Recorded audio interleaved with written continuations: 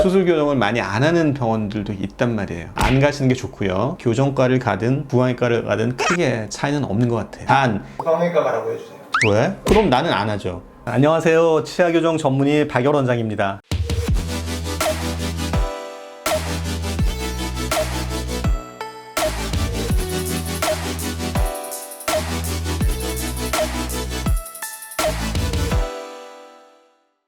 네, 저기 뭐지?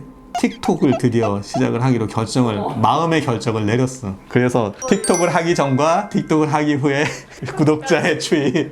춤? 아니, 틱톡, 그건 이제 틱톡이 춤만 추나. 상관없어요. 어디를 가든지.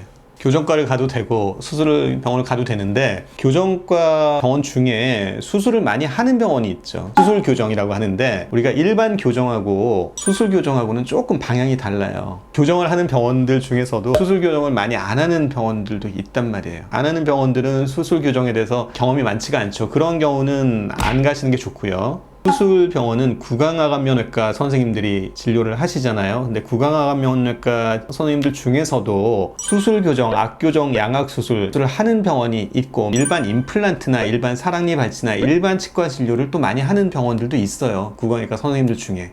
그거를 환자분들이 좀 검색을 하든지 아니면 전화 문의를 하든지 해서 그렇게 찾아가는 게 오히려 더 중요해요. 교정과를 가든 구강외과를 가든 크게 차이는 없는 것 같아요. 양악 수술하게 되면은 전 또는 후에 교정을 해야 되잖아요. 그러면은 환자 입장에서 환자분이 구강외과 선생님이랑 만나는 횟수가 많아요? 아니면 교정과 선생님 만나는 횟수가 많아요? 교정과 선생님이 훨씬 많아요. 교정에 대해서 관련된 것들이 많기 때문에 교정 선생님을 먼저 보는 게 좋다고 생각을 해요. 단, 교정 선생님이 수술 교정에 대한 경험이 많고 이해를 하고 있는 선생님이라는 전제하에 교정과에서 먼저 보는 게 좀 더 좋지 않을까, 개인적인 생각은.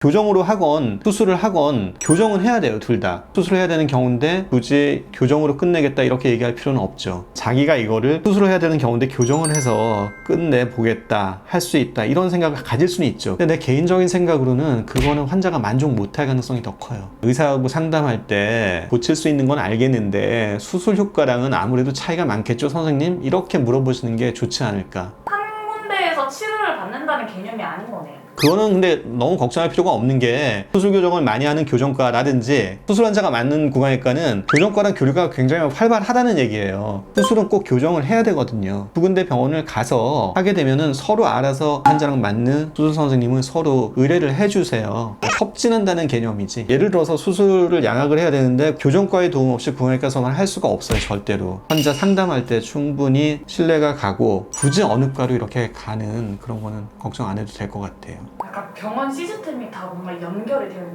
수술하는 병원이 숫자가 작아요. 교정하는 병원은 많아요. 수술하는 병원이 한 군데가 있으면 의뢰 주고받고 하는 교정병원은 10군데, 15군데, 20군데 이렇게 되는 경우가 일반적이죠. 저도 이제 많이 보내는 병원들이 있죠. 알려드려요. 저희 병원 여기 오래 해본 게 중요해요. 오래 해본 게. 환자 앞에 놓고 딴소리 안 하는 거죠.